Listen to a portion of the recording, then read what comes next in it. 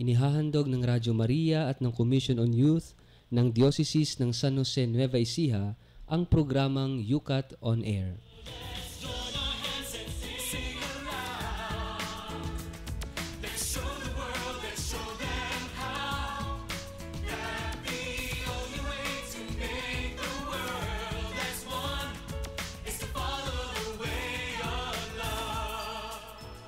Maligayang pakikinig po sa inyong lahat. Ito po ang programang Yukat on Air na sumasahing papawid mula dito sa Commission on Social Communications ng Diocese ng San Jose Nueva Ecija at inyo pong napakikinggan live sa 99.7 FM Tarlac, 101.5 FM Cagayan at 102.1 FM Isabela. Tayo rin po ay napapanood via live streaming sa www.dioceseofsanjose.org at syempre sa Tambayan ng mga Kabataan, ang ating Facebook account sa UCAT Study Group at facebook.com. Ito po ang inyong Kuya Richard, ang inyong kayukat ngayong oras na ito at kasama po natin ang palagi na natin nakakasama sa programang ito, ang mga kabataan dito sa St. Joseph Cathedral. Ang una po nating kasama, si Kuya Manny po. At si Ate Jo. Ayan, sila po ay kadalasan na nating mga kayukat dito at sa umpisa pa lamang ng programang ito ay talagang kasama na natin sa pag-uumpisa ng programang ito. At bago tayo magpatuloy, wala ngayon si Kuya Jomar kasi sobrang daming paghahanda. Oo, kasi isa sa mga pinaghahanda natin, Ate Jo, yung pag-establish nga ng Yucat Center dito sa Philippines at medyo may maraming mga legal aspects na kailangang asikasuhin si Kuya Jomar, kaya yun. At sana ipagdasal din natin na talagang magkaroon ng katuparan itong pangarap natin na maitatag itong Yucat Philippines, no? At ito dito sa ating diocese. So, bago po tayo magpatuloy sa ating programa, tayo muna ay mananalangin at pangunahan po tayo ni Ate Jo sa ating opening prayer. This prayer is from the Yucat Prayer Book. In the name of the Father, and of the Son, and of the Holy Spirit. Amen. Lord, you are gracious and merciful, slow to anger and abounding in mercy. You are good to all, and your compassion is over all that you have made. You uphold all who fall and raise up all who are bowed down. The eyes of all look to you, and you give them their food in due season. You open your hand, you satisfy the desire of everything. Glory be to the Father, and to the Son, and to the Holy Spirit. As it was in the beginning, is now, and will be forever. Amen. In the name of the Father, the Son, the Holy Spirit. Amen.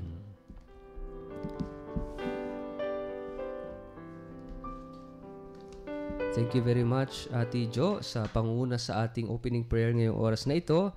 At mapagpalang pakinig pong muli sa inyong lahat. Kayo po ay nakikinig sa programang Yucat on Air, ang isang oras na kwentuhan, talakayan tungkol po sa katisismo ng mga kabataan buhat po sa Yucat or Youth Catechism. So bago po tayo dumako sa ating Yucat question ngayong araw na ito, ngayong oras na ito, magkakaroon po muna tayo ng maikling pagbabalik-tanaw sa ating nakaraang programa tungkol sa Yucat questions number 54 at 55. So actually, dalawang Yucat questions po yung ating tinalakay noong nakaraang Biyernes at ito nga po ay tungkol sa mga angels, no? At tungkol sa mga guardian angels. At sabi natin, angels are pure spiritual creatures of God who have understanding and will. So ito yung pagkakapareho natin sa mga tao dahil ang mga angels like us ay merong understanding and will. Ang pagkakaiba lang natin, they are pure spiritual beings. Tayo naman, meron tayong body, no? Kaya nga, sabi nga natin, they have no bodies. No body, no body. No? Cannot die. And are usually not visible. So, they are invisible. Lamang so, lang sila. Oo. Kasi di sila namamatay. Oo. Pero ang kagandahan, ang advantage natin bilang may mga bodies, no? Ang Diyos kasi, ang anak ng Diyos ay nagkatawang tao. Ito yung advantage natin. So, ibig sabihin, they have to bow down. Although sabi nga ang tao ay mas mababang uri ng nilalang kumpara sa mga anghel, no? Because of our humanity, because of our flesh.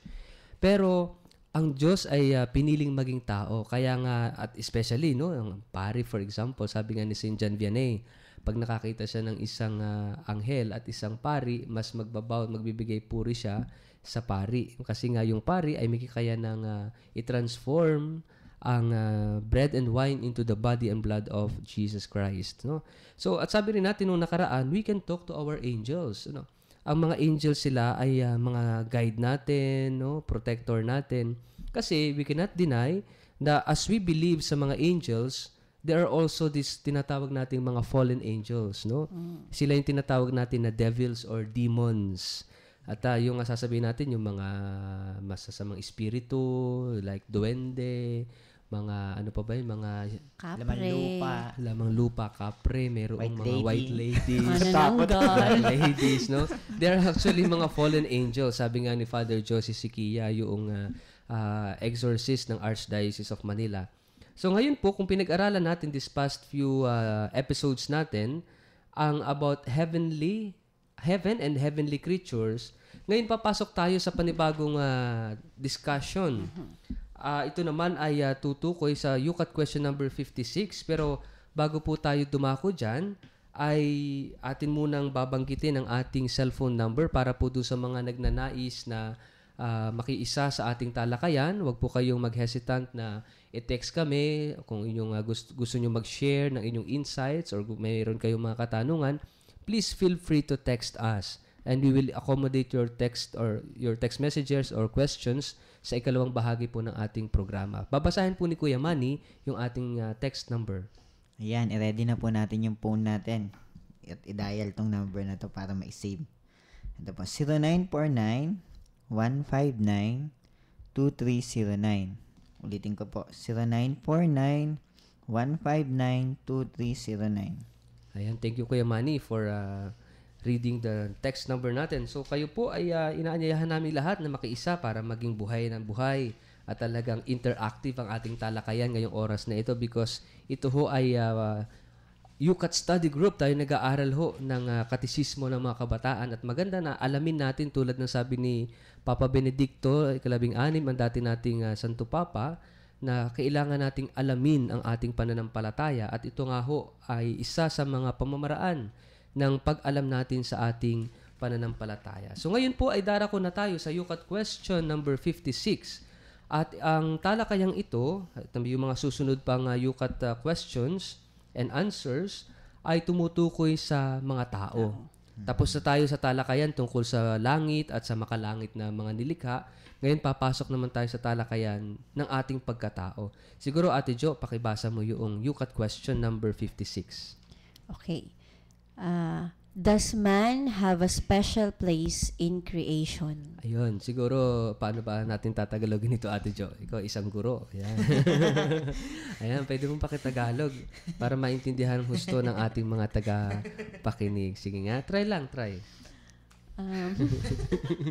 Mahirap managalog. Oo, tama yun. Oh. Ang mga tao daw ba ay merong espesyal na lugar dito sa lupa. Sa sangnilikha, sa creation. Ang hirap talaga managal. Buti na lang, may good news. Lalabas na sa January ang UCAT Filipino. At hindi na tayo mahirapan. Actually, it's on the process na. No? By December yung printing and January na yung dissemination. No? Ilalabas na yung pinakahihintay na UCAT Filipino. So, ito yung napakagandang tanong na ating tatalakayin ngayong oras na ito. Ang tao daw ba ay mayroong isang mahalaga o natatanging lugar sa sangnilikha? At ano ang sagot ng UCAT, Ate Jo? Sabi po ng UCAT ay, yes. Yes na yes. Yes na yes. Man is the summit of creation because God created him in His image. Okay, yung summit, pag sinabi nating summit, di ba pag sinabi nating summit, ito ay rurok ba yan? Yung pinakamataas. Pag sinabing, parang bundok, no? Yung pinakatuktok, taluktok ng bundok, summit of creation. Yung pinakarurok. Ibig sabihin, isa yung pinakamahalaga, pinakamataas sa lahat ng sangnilikha ng Diyos, ang tao. Sabi nga, because God created him in His image and likeness. Siguro, Babasahin ni Kuya Manny itong biblical verse dito na kung saan kinuha ng katisismong ito sa Biblia yung part na yon, yung sagot na yon.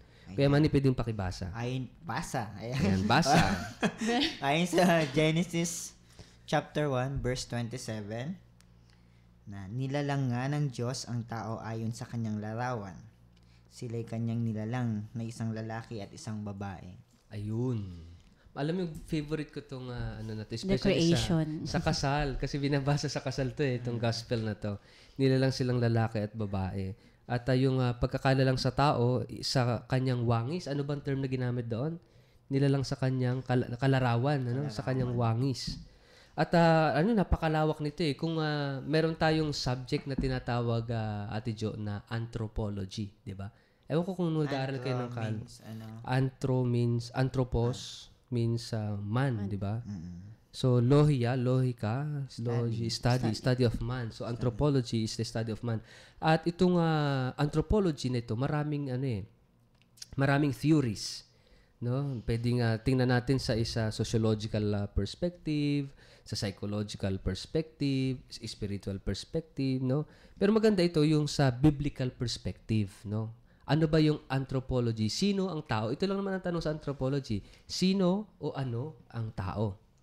Kapag nagtanong ka, sino ako, ano ako, ibig sabihin, para ka nag-aaral ng anthropolohiya.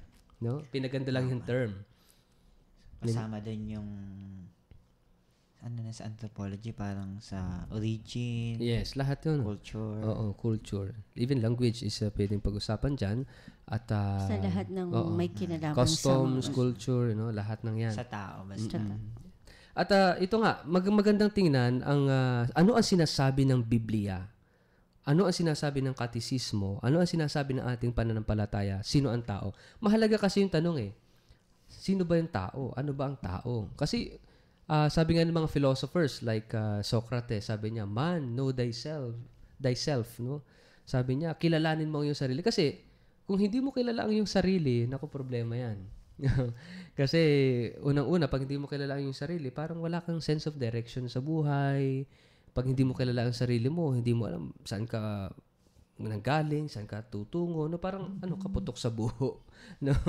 So, mahalaga na alam natin at kilala natin ang ating sarili at merong sinasabi ang ating pananampalataya tungkol sa sino ba at ano ba ang tao. At ito nga yung ating pinag-uusapan sa tanong na, does man have a special place in creation? Kasi, di ba natatanda mo, Ate Jo, yung iba't ibang origin, sinabi ni Kuya Manny kanina yung origin.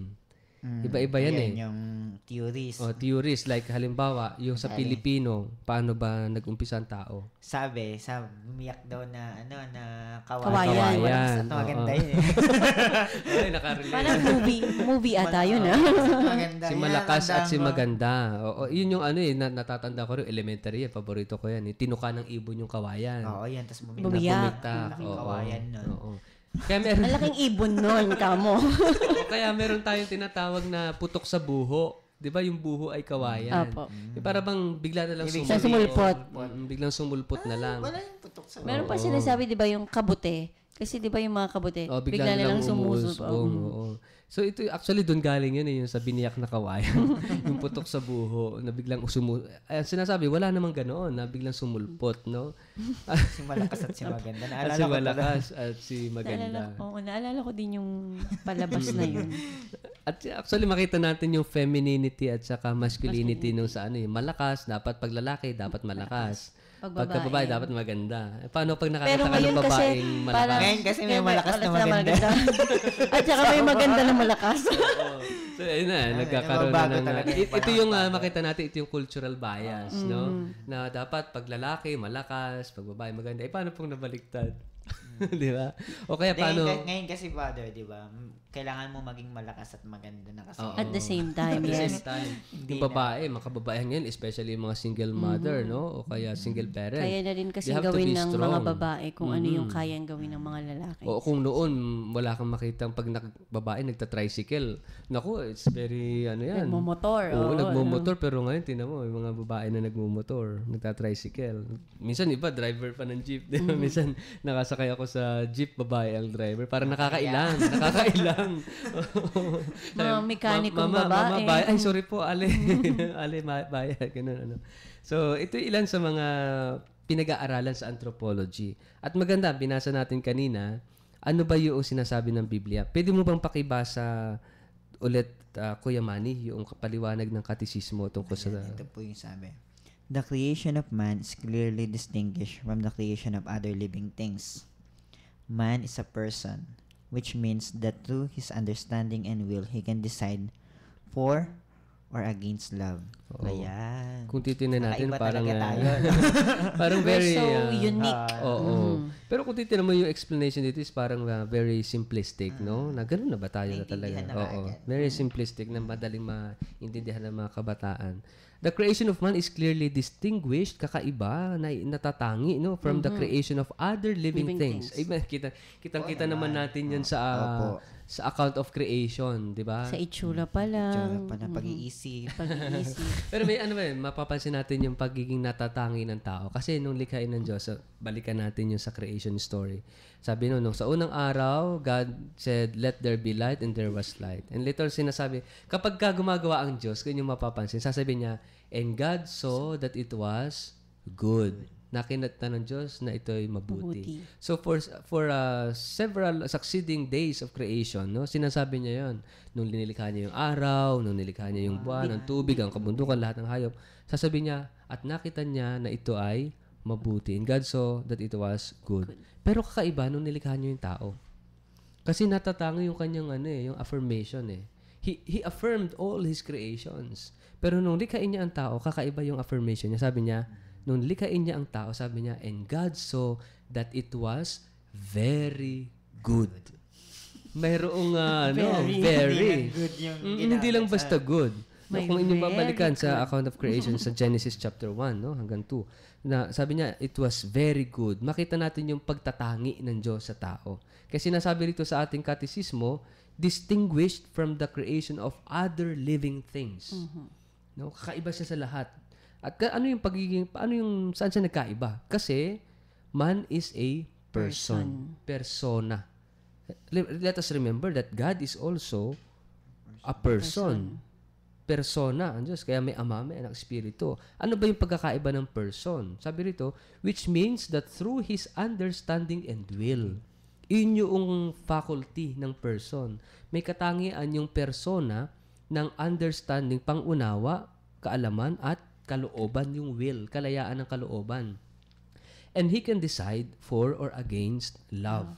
Like yung animals, the rest of the animals, hindi naman sila nagde-decide. They just follow their instincts, no? Yung may instinct na sinasabi, pagka nakaramdam ng gutom, kakain, no? Pero hindi na pinag-iisipan at hindi na pinagdidesisyonan kung ano bang kakainin niya. Hindi or na what. bibili sa tindahan. Diba?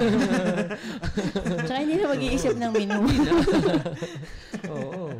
At kakainin niya ba ito? Hindi, mga ganun ba? So, ang sinasabi rito is, decide for or against love. Ito yung kakaiba doon sa sagot ng katisismo, and we can derive deeper reflections coming from this statement. Kasi, kung ang tao ay nilikha in His image and likeness, sa wangis, kalarawan at wangis ng Diyos, saan natin matatagpuan yung wangis na yan, yung larawan na yan? Iba-iba tayo ng itsura, iba-iba tayo ng ugali, iba-iba tayo ng kultura, iba-iba tayo ng background. Ngayon, saan natin makikita yung image and likeness of God? Di ba? Di ba sabi nga natin, God is love. Doon din So pa siguro sa Doon pagmamahal Yes. sa isa't isa. Exactly. Doon yun. Kasi God is love. Ang nature ng Diyos ay love. No? Ang Diyos ay pag-ibig. Merong equation doon. Ang Diyos, tapos pag-ibig equals love. God equals love. So, God is love. It is very clear na sinabi ni San Juan sa kanyang ebanghelyo at saka sa kanyang mga sulat. So, if we are created in God's image and likeness, yung image na yon ay matatagpuan doon sa ating capacity to love. At ang sinasabi nito, that every human person, na ang bawat tao, lahat, there is no exceptions. Gaano man yan ano man itsura Gaano niyan, man siya katanda. ano man background, ano man- age, sex, no, lahat. We have that capacity to love, and we have that desire also to be loved. So, At yun siguro- pala. Siguro, Father, yun din yung nag-unite sa atin, sa Diyos. Exactly. Kumbaga, Ako nga, pagka nag-explain ako, Ate Jo, ng like sa mga patay, yung ini-explain ko. Kasi yung gospel lagi, pag may patay, sinasabi ni Jesus, sa bahay ng aking ama, maraming silid. Kung hindi sana ganon, sinabi ko na sana sa inyo. Kaya paroroon ako upang ipaghanda ko kayo ng matitirhan, at kapag naipaghanda na kayo, babalik ako para isama ko kayo sa kinaroroonan ko. Actually, very beautiful yung part na yun sa gospel sa pag may mga patay. No, na-memorya ko na sa dami ng mga patay, halos araw-araw na aking binibless at minimisahan. No? At sabi doon, sa bahay ng aking ama. So, inihalin tulad ni Jesus yung langit sa bahay, sa isang tahanan ng ama. And kung ang Diyos ay pag-ibig, kung ang Diyos ay ama, so ibig sabihin yung buhay sa langit ay umiikot sa pag-ibig. No? Kasi ang Diyos ay pag-ibig. So, ibig sabihin, kung ang buhay sa langit ay pag-ibig, so we cannot go directly to heaven kung we do not know how to love, kung hindi tayo nagmamahal. Kaya nga yung love mismo, kaya sinasabi ni Jesus, ako ang daan, ang katotohanan at ang buhay. Karugtong ito ng gospel na yun eh. So yung daan, si Jesus, yun yung pag-ibig. Yung katotohanan, yung love na yun, that God loves us first, no? At ang buhay, kung walang love, there is no life in us, no? Kaya yung pagmamahal na yun, yun din yung daan natin sa langit, no? Kaya nga, ibig sabihin, if we are created in God's image and likeness, we are all destined, lahat tayo talaga, ay citizens. Oo, we are citizens of heaven. Talagang nilikha tayo para sa Diyos. Kasi ang Diyos ay pag-ibig. Ito yung sinasabi ni San Agustin. Sabi niya, we are all created for you alone, my God. And our hearts will be restless until they rest in you. Hanggang ito hindi nananahan sa iyo. So, nakita natin, no? Na mamaya siguro, titingnan natin, tatanungin natin itong dalawa nating kasama rito. Kasi ang tanong dito ay, does man have a special place in creation? Siguro, ang tatanungin natin sila, at kayo rin po sa ating mga tagapakinig, yung bang natagpuan mo na ba yung lugar mo sa sanglilikha ng Diyos? I mean, yung place mo, yung role mo. Pag sinabi natin special place in creation or a special place on earth, no? Minsan tayo rin nagtatanong, nasaan ba ako sa buhay mo? Parang ganoon. Nasaan ba tayo sa buhay? Nasaan ba tayo sa mundong ito? Yung place mo, yung lugar mo. Kasi pag alam mo yung lugar mo, alam mo yung worth mo, yung value mo. Actually, ito yung sinasagot dito sa tanong na ito.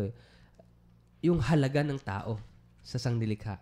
At ito rin yung minsan yung hinahanap natin mahalaga ba ako? Ito rin yung tanong ng mga kabataan ngayon nasaan yung halaga ko? Kaya maraming mga cases minsan ng suicide, no? Ito yung nakaka-alarm because they were not able to see their place in life, in creation. They were not able to see their place sa buhay ng isang tao, sa buhay ng yung taong inaasahan niya na meron isang lugar sa buhay niya, no? And then, actually, Father, nung isang araw lang meron sa balita na yung estudyante ay tatalon sa building ng school. Pero naagapan naman siya at ang naging dahilan pala nito ay sa pamilya. Oo. Parang ganun yung nagiging na yung dapat pala na, di ba yung sabi mo nga kanina na yung tahanan, dapat yun ang nagiging sentro ng pagmamahalan. Pero nakakalungkot kasi nalalaman mo na doon pa sa tahanan na yun, doon pa nagsisimula yung mga dahilan kung bakit nagiging ganito ang kinakalabasan ng isang kabataan or ng isang tao. So, yun medyo alarming. Actually, just I think a few days ago, may nag-counseling sa akin bata. Actually, pinilit pa siya na mag-undergo ng counseling sa akin. At alam niyo batang ito, twice na nag-commit ng suicide. 19 years old, ha? Yung una, naglaslas. Hindi umubra. Hindi namatay. Nag-try naman, nag-uminom ng Sonrox. Hindi rin namatay. Nalinis no? Oo, naglinis. Cleansing. Kala niya malilinis yung bituka. Pero alam mo ang problema niya? Sa boyfriend. Nagmahal siya. Nagmahal siya ng boyfriend. Yung bang hindi na-guide. Hindi na subaybayan ng magulang o kung sino man na elder. Hindi natin sinisisi yung bata. Na-inlove siya Hindi mo na makokontrol yung ang emotion. Emotion mo. Na-inlove ka. You fall in love. Kaya ang term natin, you fall in love. Nahulog. Di ba? At binigay niya yung buong sarili niya dun sa boyfriend niya, no? Hanggang sa yung pala, gagamitin lang siya nung guy.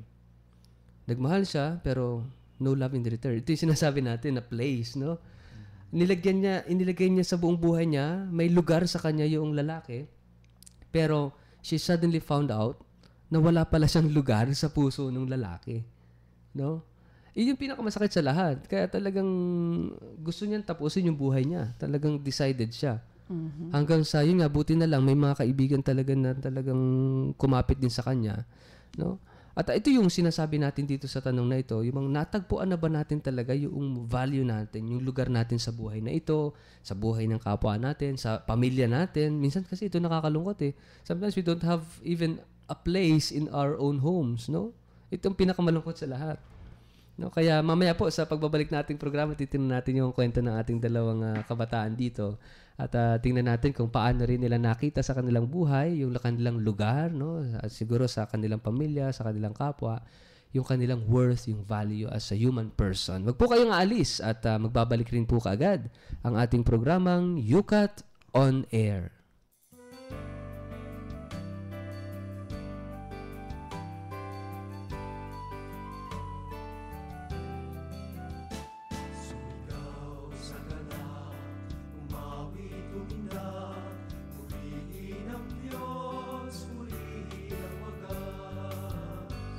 Ginawa ng Diyos lapit at pagmasdan, ang kahanga-hangang ginawa sa tanan. Ibinulit niya ang hari-harian, tayo'y hinango niya sa ating kaapihan. Sa kanyang pag-ibig tayo'y iningatan. Sumaw sa ganap, umawi tumindag,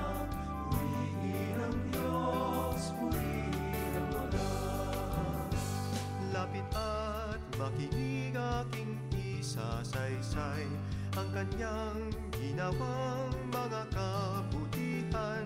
Pinanghina tayo ng mga kaaway, ngunit ating daing kanyang pinakinggan. Di tayo bumagsak, di pinabayaan.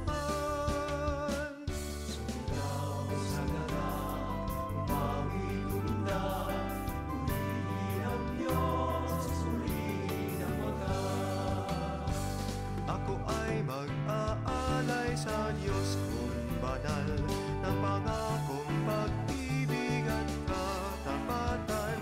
Mga kasalanan ko'y di niya ininda, bagkus iniligtas pa ko sa kalaban.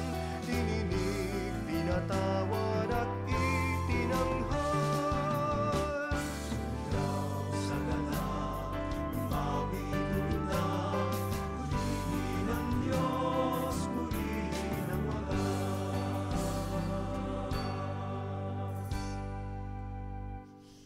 Nagbabalik po ang programang Yukat on Air. Ito pong muli ang inyong Kuya Richard, ang inyong kayukat ngayong oras na ito. At kasama pa rin natin Kuya Manny. At Ate Jo. Ayan, at napakaganda ng ating talakayan sa Yukat question number 56. Does man have a special place in creation? Sabi nga natin, sabi ng ating katisismo, oo naman, malaking yes. Dahil ang tao daw ang pinakarurok sa lahat.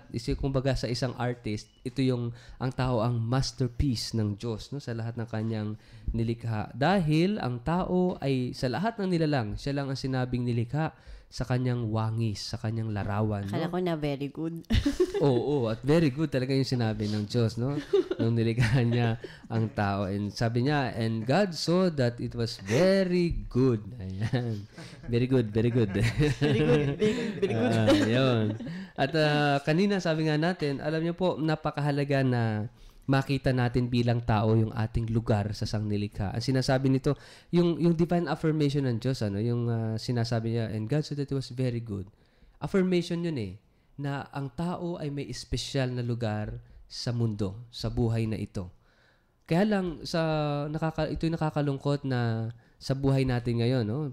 Punta tayo sa realidad ngayon, sa panahon natin, na sa kabila ng advancements sa technology, advancements sa science, no, maraming mga developments, para bang tila ba, sabi nga ng ibang mga social analysts, para bang nalalayo tayo doon sa tunay na ating pagkatao. At minsan, sa dami ng yung sa pag-unlad, no? Iba-ibang klaseng pag-unlad, pero para bang humihina yung ating pagkilala sa sarili at yung tayo lalong lumalalim yung ating paghahanap ng kahulugan sa buhay, no? At yung hinahanap natin yung lugar natin sa mundong ito. Kaya nga nakakalungkot nung minsan may nabasa ako sa Facebook kay Manny Ate Jo, yung isang tula na isinulat ng isang bata na nag-commit ng suicide. I think way back 10 years ago or matagal Post na. mo nga No? yun, Father, sinare mo. Pinost ko sa Facebook yun eh. Yung bang, the greatest pain in life is not to die but to be ignored. Tapos yung isang, the greatest pain in life is not to die but to be forgotten. No? Yung makalimutan ka. Kasi para bang, pag kinalimutan ka, pag inignore ka, para bang nawalan ka na ng lugar sa mundo, sa buhay. At there are so many instances sa buhay ng tao, especially ng mga kabataan, na para bang i-ignore ka. Ipag sa walang bahala, sinasabi, uy, wala kang kwenta sa buhay. Wala kang kwenta, wala kang saysay, no? At ito yung nakikita natin na talagang greatest poverty na nangyayari ngayon, no? Siguro, may kanya-kanya tayong kwento ng paghahanap ng lugar sa buhay na ito. May kanya-kanya tayong kwento ng paghahanap ng kahulugan at talagang ng kahalagahan, no, sa buhay na ito. At alam ko si Ate Jo, ay mayroon ding kwento, si Kuya Manny. At siguro unahin na natin si Ate Jo na ano bang kumusta at paano o nakita mo na ba yung iyong kumbaga yung saysay ng buhay mo, yung lugar mo sa buhay na ito. O sige, kanina kapag gustong mag-share. Hindi naman. Hindi naman. Siguro, Father, syempre, masasabi ko na nakita ko yung parang halaga ko, yung lugar na feeling ko na mahalaga ako. Syempre, unang-una sa pamilya ko. Kasi nakikita ko naman na kung gaano nila ako pinapahalagahan. Parang, ang sarap kasi sabi ko nga lagi kapag nag-share ako, kapag meron kaming sharing na ginagawa, lagi kong sinasabi sa kanila na I am so blessed kasi nagkaroon ako ng magandang pamilya talaga.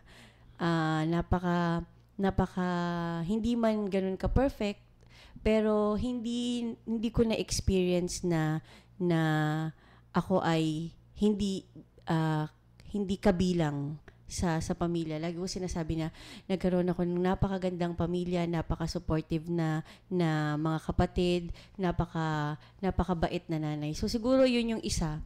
And yung actually tatlo nga yung nakita kong So yung sa family, tapos syempre yung sa youth ministry na parang makikita mo naman kasi talaga na na as parang youth leader or as a youth volunteer din, nakikita mo na ang laki pala nung halaga mo or ang laki ng naitutulong mo sa mga kapwa mo kabataan na parang tinitingnan kanila as isang parang hindi naman siguro perfect na example pero tinitingnan kanila as magandang halimbawa na pwede nilang kahit papano ay tularan. So makikita mo lahat nung mga gawain na ginagawa mo para sa mga kapwa mo kabataan, para sa simbahan. At yung pangatlo siguro isasama ko yung sa trabaho ko. Kasi parang ang sarap nung feeling na alam mo kung anong nagagawa mo sa isang lugar na pinagtatrabahuhan mo. Nakikita nila yung halaga mo kasi ina-affirm ka nila, nakita nila na tinatap ka nila sa likod and sinasabi nila na great job or good job na nagawa mo yung mga ganitong bagay.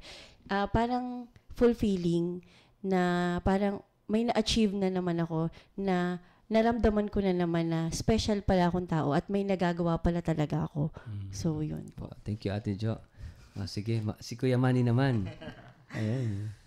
Ako, Father, napakarami kasing ino-offer ng mundo sa atin. Napakaraming binibigay ng Diyos sa atin.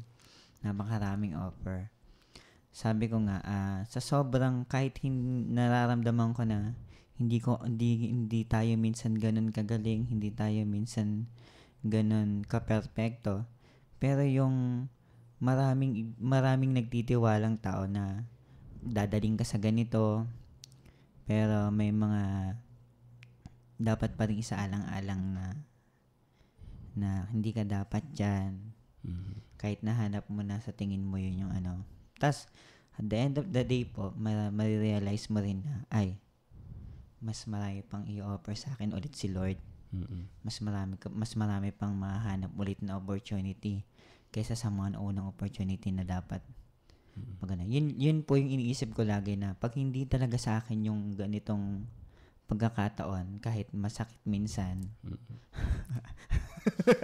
kailangan nating tanggapin. Tas tignan yung mas maliwanag o mas bright side pa na kung bakit ganito, kung bakit ganyan. Yun po, mas naiintindihan ko na mas marami pa talagang ihandang i-offer, mas magandang lugar na ibibigay sa akin yung Diyos dito sa mundo. Wow, it's a good thing, no? Na ang daming offer, no? Mga opportunities. Opo. Kasi, there are so many people na naghahanap ng oportunidad. Pero ikaw, para bang ang damot ng mundo, ng buhay, na walang oportunidad na dumarating. No? It's good sa buhay mo, you have seen that, na ang daming opportunities na dumadaan sa buhay mo. We have sometimes nahirapan kang pumili. No? Siguro, Father, talaga, it will really come at the right time. Yes, talaga. totoo yan. No? kaya kahit na minsan nga yung gusto mo na dumarating, may malalaman mo pa rin na sa tingin ko hindi pa rin ito yung tama. And then you'll realize na tama pala na parang naghintay ka, di ba? Papalit-palit, gano'n. Worth it yung paghihintay. Kanina naman yung sa sharing mo, Ate Jo, nakakatawa dahil yung bang, ang tanong nga natin is yung special place in creation. Ang nakita mo, isa sa mga nakita kong distinct sa sharing mo is kapag ka nakakapag-serve ka, yung papalabas sa'yo, yung may na-contribute ka, yung may nagawa ka, para bang, in a way, is an affirmation of your special place, no, here on earth. Which is true, no, yung bang hindi lamang doon sa ginagawa sa iyo o natatanggap mo, kundi you realize that you have a special place here on earth kapag may na-accomplish ka.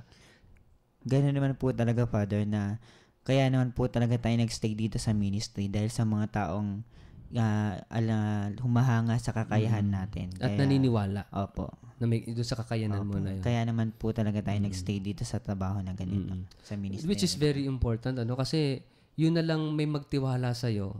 You know, yung may mga kanya-kanya tayong limitations, may kanya-kanya tayong weaknesses, pero yung makita mo sa buhay na may nagtitiwala sa'yo is something kakaiba. Something na maramdaman yung pagiging special mo na ikaw talaga ay natatang at meron kang kayang gawin, kayang isakatuparan, no? Kayang patunayan, no? Na you have a mission na gagawin, no? Which is very very common sa atin lahat, no? Ako rin naranasan naman lahat. Ako rin as a young priest, no? Nung ma-ordain ako, mas lalong naging malinaw sa akin yung aking special place on earth. Sabi ko nga, now I am a priest. My life is not for myself anymore, no? Ganun naman Kumbaga, although kahit naman sino tayo, ang buhay natin hindi para sa ating sarili lang, pero as a priest, no, lalo pa na talagang yung buhay ko ay para sa paglilingkod, para sa lahat, no, na kailangan paglingkuran natin. Kaya nga mahalaga ho 'yun yung special na lugar na 'yon sa sangnilikha ay hindi siya na-determine sa yaman, sa katanyagan, o doon sa iyong influence or power, no? Kundi kahit na ikaw ay isang dukha, halimbawa, walang pinag-aralan. Hindi kasi hindi nakadepende doon yun na dapat para masabing ikaw ay may special na lugar sa mundong ito, dapat makatapos ka ng ganitong may mga PhD ka, may mga doctorate degree ka, o kaya meron kang title sa harap, doctor, engineer, o kaya His Excellency, Most Reverend, mga ganun, Reverend Father, no, mga ganun. It is not the measure, o hindi ito yung sukatan para sabihin meron kang special place here on earth. It is very clear po sa ating katekismo na paano tayo magkakaroon ng special na lugar sa mundong ito. It's very clear. kapag ka finufulfill natin, isinakasakatuparan natin kung sino ka at ano ka. Sino ba tayo at ano tayo? We are created in God's image and likeness. At ano yon? Love. If we love, we have a special place on earth. So kapag nagmamahal tayo, minamahal tayo, kapag nagmamahalan tayo, nare-realize natin yung special na lugar natin sa mundong ito. Kasi nilikha tayo ng Diyos para magmahal, para magmahalan, para magtulungan, magdamayan. So this is the meaning of who we are and what we are. Dito tayo nagkakaroon ng talagang kaganapan yung buhay natin. Hindi ho sa mga titles, hindi ho sa mga... But that is like yung sa sharing na ni Ate Jo, we realize who we are and what we are doon sa naisi-share natin. And that is an act of love, no? Kapag naglilingkod ka, nagsiserve, no? Kapag tumutulong ka sa kapwa mo, yung bang this is an act of love, ginagawa natin na may pagmamahal, and we realize nagkakaroon ng kaganapan yung pagkatao natin kapag tayo nagmamahal, no? Kasi yung love naman kasi ho, hindi ho ito idea, no? Ito ay action word. This is a verb, yung love, no? Ibig sabihin, ito'y ginagawa. It is being translated sa action, concrete action. No? Kaya nga tayo ay buhay. Yung buhay, gumagalaw. Yung paggalaw, ito ay kilos, gawa. So, even yung love is, tayo bilang, yung love na dating pangalan lang, dahil tayo nilikha sa wangis ng Diyos, buhay tayo, gumagalaw tayo. Ibig sabihin, yung action natin, kilos natin, yung buhay natin is loving. Tayo yung love mismo. Sabi nga, Father, love daw is not just a feeling. Parang ganun. Totoo yan. It's a decision. Parang kung talagang gugustuhin mo na magmahal ng kapwa mo or mahalin ng kapwa mo, makakaya mo. You can decide on your own. Sabi nga dito, di ba?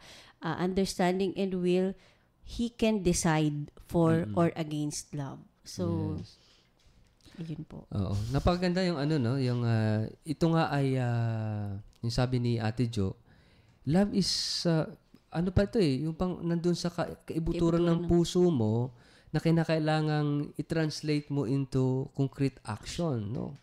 Na ito tayo We realize nare-realize natin kung sino tayo, kung ano talaga tayo kapag nagmamahal. At ito naman, Ate Jo, yung kabaligtaran. Kapag hindi tayo nagmamahal, lumalayo tayo sa pagiging sino ba talaga tayo, sa pagiging tao natin.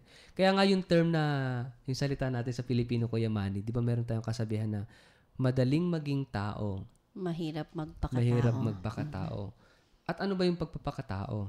Kasi yung maging tao lang ilabas ka lang ng nanay mo, tao ka na, i-register ka sa yung ano tawag diyan, sa census, no? Ikaw ay tao na, no?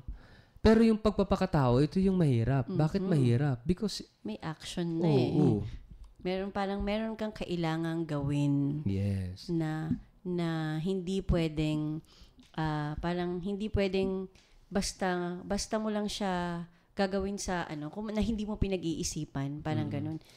Kaya yung pagiging yung pagiging tao is a process Hindi yung naipanganak ka lang tao ka na, hindi Kasi merong tinatawag na proseso ng pagpapakatao. At yung prosesong yun is a everyday commitment. It is an everyday process. Ano yun? Everyday na magmahal. We everyday we grow in love, no? Lumalago, that is the only way for us to grow. Talagang sa pagmamahal. Siguro bago natin itapusin yung ating programa ngayon, basahin muna natin yung mga text messages, no?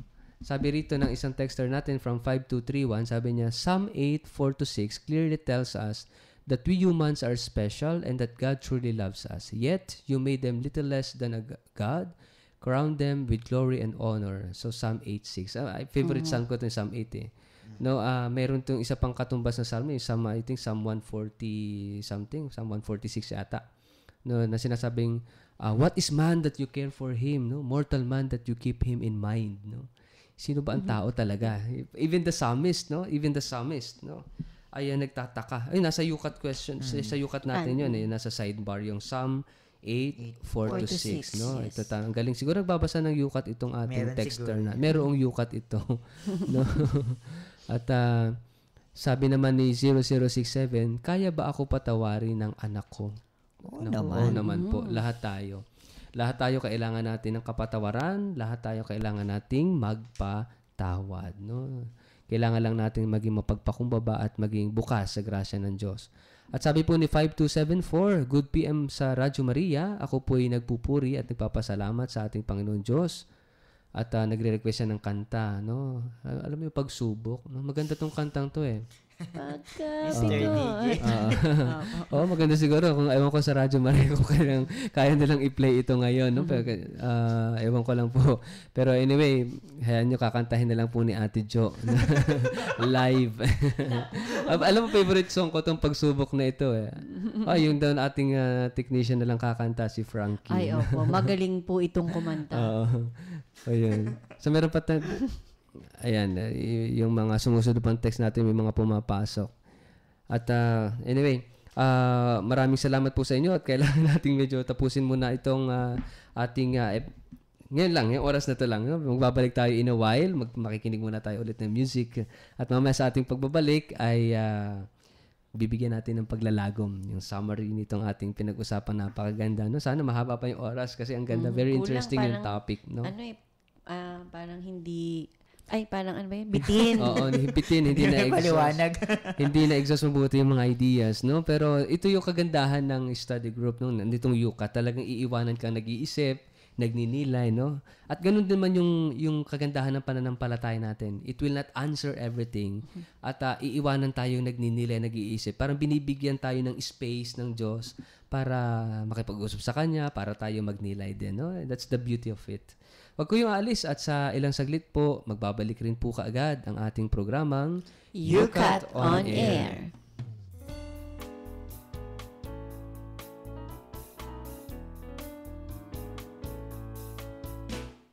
O bayan ng Diyos, itaas ang kamay at magdiwang. Awit ng sigla, ibaling sa kalangitan. Purihin ang Diyos ng buhay, tayo'y Kanyang mahal. Inaarugan at inagigiliwan pa. Pag-ibig niya'y kailalim kay saya. O bayan ng Diyos, itaas ang kamay at magsayaw. Liwanag ng Diyos, nagpawi ng kadiliman. Pangunguli at lungkot, huwag nang mag-alala. Puso nating Ama, nilikha niyang tahanan niya. Pag-ibig niya'y kailalim kay sigla. Sarili niyang anak, pinagkaisa niya. Sa sisinghap na bayan nating magkasarili. Makasalanan, huwag nang mag-alilangan pang tayo'y Kanyang sasamahan. Kailan may di tayo iiwan.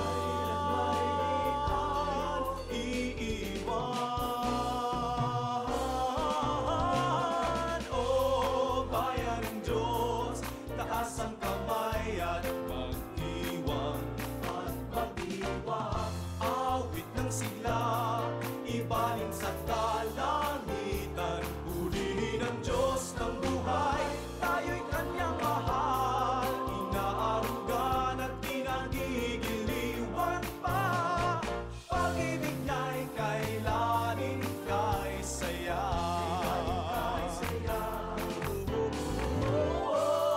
Bayan ng Diyos, taas ang kamay at magsayaw. Liwanag ng Diyos, bayan ng kadiliman. Pangunguli at lungkot, huwag nang mag-alala.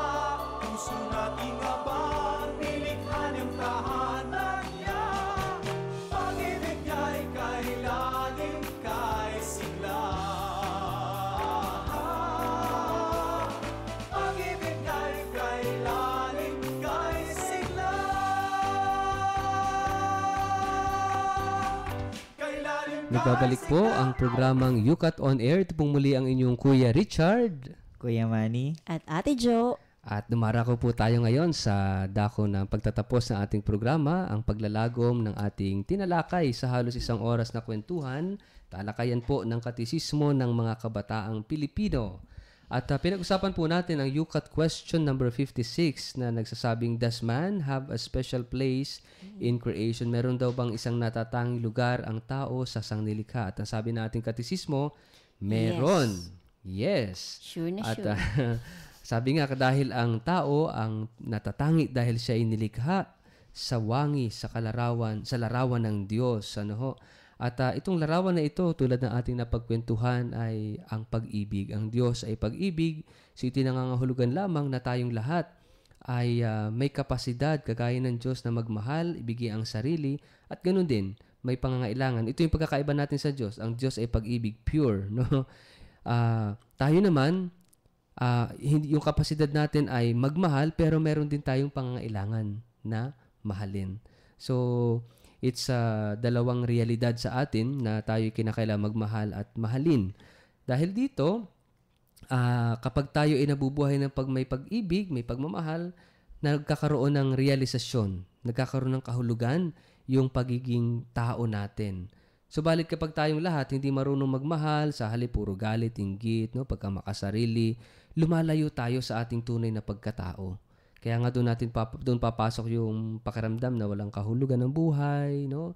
Laging kulang o kaya parang hindi masaya sa buhay dahil nga lumalayo tayo sa ating tunay na pagkatao. At sinasabi na ating katisismo na tanging pag-ibig lamang ang makapaghahatid sa atin sa talagang kung sino tayo, ano tayo, at ito, ibig sabihin yung talagang makapagbibigay sa atin ng tunay na kaligayahan, ng kahulugan, at ng lugar dito sa buhay na ito. So ito ho, yung antropolohiya na sinasabi natin, ito ho yung gustong ituro sa atin ng Biblia, gustong ituro sa atin ng ating pananampalataya, gustong ituro sa atin ng katisismo kung sino ka at ano ka. Kagaya ng sabi ni Kuya Manny kanina, maraming offer ang mundo. So marami ring sinasabi ang mundo tungkol sa sino ka at ano ka. No? Sa media, no, kung ano-ano sinasabi kung sino ang tao, ano ang tao, pero wag ho natin kalilimutan yung mismong gumawa sa atin. Yung mismong pinanggalingan natin, merong sinasabi talaga kung sino ka at ano ka. Ito ho yung mas tama. Ito yung mas totoo. Dahil siya mismo yung gumawa sa atin at alam niya kung sino tayo at ano tayo. Tayong lahat ay nilikhang kawangis ng Diyos. Tayong lahat nilikha upang magmahal at tayong lahat nilikha para sa Kanya. Para sa Diyos, para sa pag-ibig. So ito ho yung ating tinalakay, ito yung ating pinag-usapan sa halos 1 oras na kwentuhan at talakayan tungkol sa katisismo ng mga kabataan. So maraming salamat po sa inyong pakikinig. Sa susunod pong Biyernes, pag-uusapan natin ang UCAT question number 57. Sana po patuloy po kayong mag-tune in sa ating istasyon, sa ating programa, sa Radyo Maria at sa ating programang UCAT On Air. Marami ho kayong matututunan at pwede ho kayong bahagi sa ating talakayan. Patuloy lang po kayong mag-text at yung pong mga hindi namin na-accommodate ngayong oras na ito ay susubukan natin ma-accommodate next meeting, no? So maraming salamat po sa inyong lahat. Ngayon po, darako tayo sa mga pagbate o mga prayer requests kung meron po tayo. Si Ate Jo. Pinabati ko po lahat ng mga nakikinig ngayon sa atin, mga kabataan dito sa Cathedral at sa buong diocese ng San Jose Nueva Ecija. Magkakaroon ng meeting tomorrow nga pala. Saka, no? Opo, magkakaroon po ng DYCC meeting tomorrow sa Rizal, Nueva Ecija. So, inaasahan po namin. So, lahat po ng mga nakikinig dyan na miyembro ng DYCC, sana po ay maka-attend kayo kasi may mga mahalagang bagay po tayong pag-uusapan at mga ilang bagay na kailangan na talagang gawa ng plano. So, sana po ay makiisa po kayo. Ayan, wala naman po sa Diocesan Commission on Youth. Nakikiramay po kami sa may pamilya po ni Ate Neneng. Youth leader po namin dito sa Cathedral. Pumanaw po yung kuya niya, si Kuya Bernie Ganya.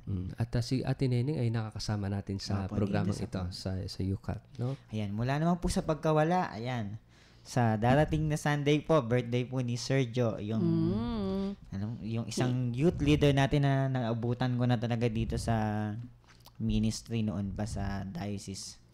Wag ko na sabihin. Basta magbe-birthday si Sir Joe. Happy birthday. Oo.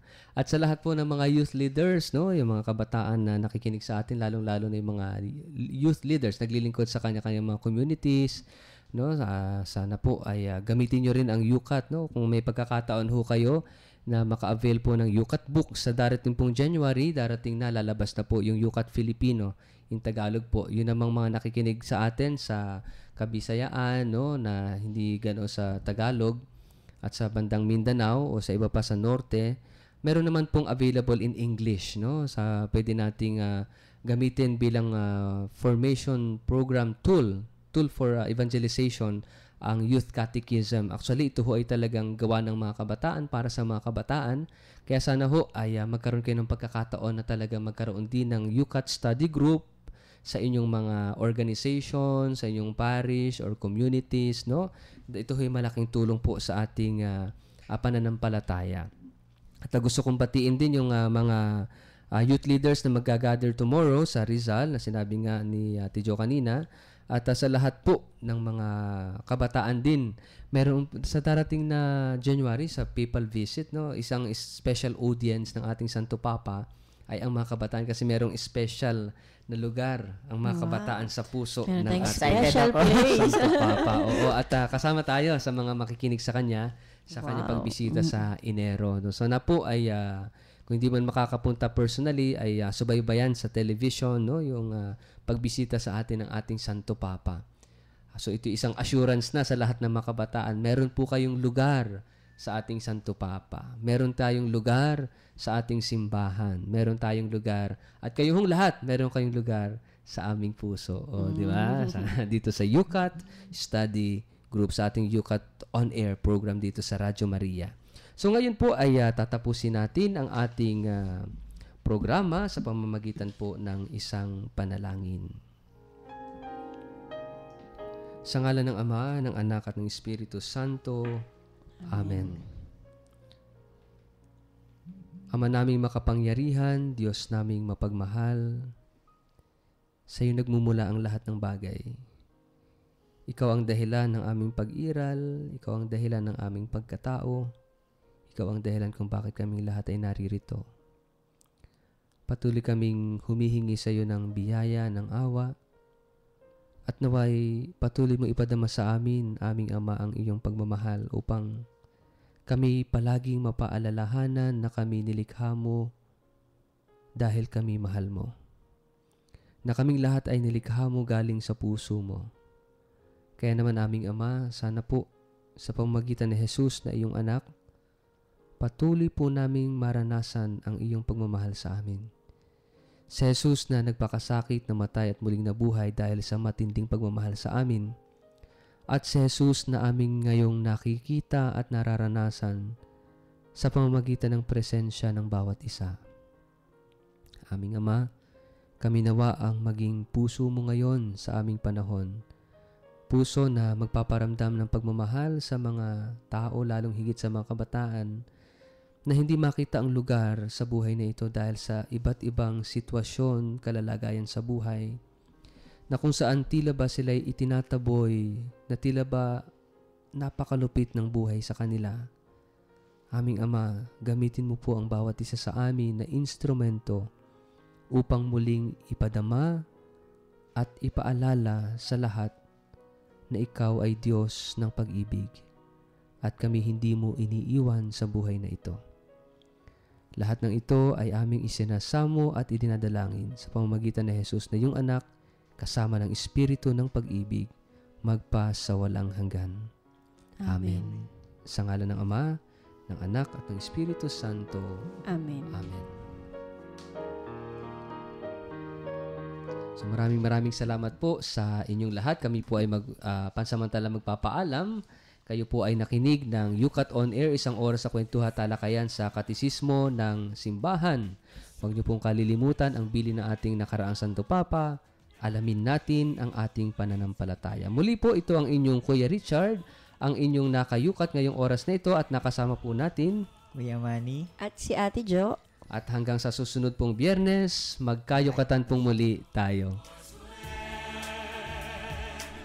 So a time of great in our land, a time of peace, a time of love, a time of unity for all.